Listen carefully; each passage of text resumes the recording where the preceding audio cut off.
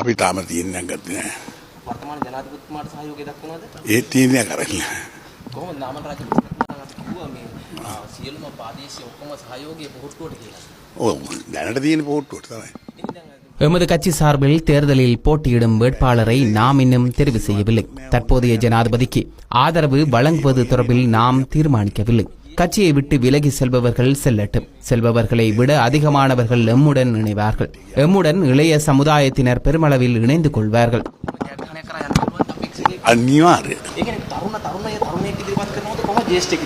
තාම තීන්දුවක් අරගෙන නැහැ ඒක.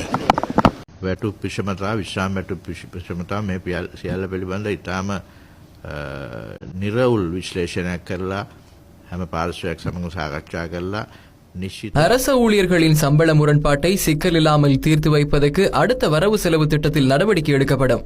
அதற்கு இடைப்பட்ட காலத்தில் செப்டம்பர் மாதத்தில் ஓய்வூதியக்காரர்களுக்கு விசேட கொடுப்பனவு வழங்கப்படும்.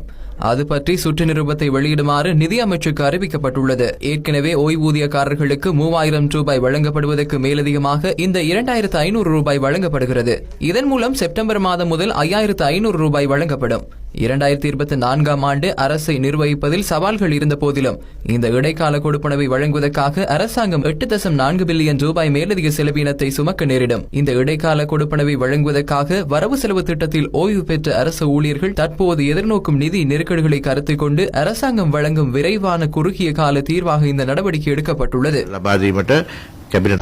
ජනාධිපති රනිල් වික්‍රමසිංහ මැතිතුමාට අඛණ්ඩ සහයෝගයක් අවුරුදු දෙකක් තිස්සේ රාජ්‍ය පාලනය ස්ථාවර බවට ගෙනෙන්නටත් மக்கள் ஜனநாயக முன்னணியின் மத்திய செயற்குழு கூடியது. இதன் போது பல தீர்மானங்களை எடுத்தோம். நாங்கள் ஜனாதிபதி ரணில் விக்ரமசிங்கவுக்கு ஆதரவளிக்க தீர்மானித்தோம். 90க்கு மேற்பட்ட நாடாளுமன்ற உறுப்பினர்கள் உள்ளிட்ட பலர் ஜனாதிபதியுடன் கைகோர்த்து செயற்படுவதற்கு எதிர்பார்த்துள்ளனர். இந்த நாட்டின் பிரதமர் என்ற வகையில் எனக்கு அரச நிர்வாக பொறுப்புகள் உள்ளன. அதன்படி ஜனாதிபதி ரணில் விக்ரமசிங்கவுக்கு ஆதரவளிக்க நாம் தீர்மானித்துள்ளோம். මේ කාල පරිච්ඡේදය තුළ ආන්නේ වැඩපිළිවෙල සාර්ථක කිරීම සඳහා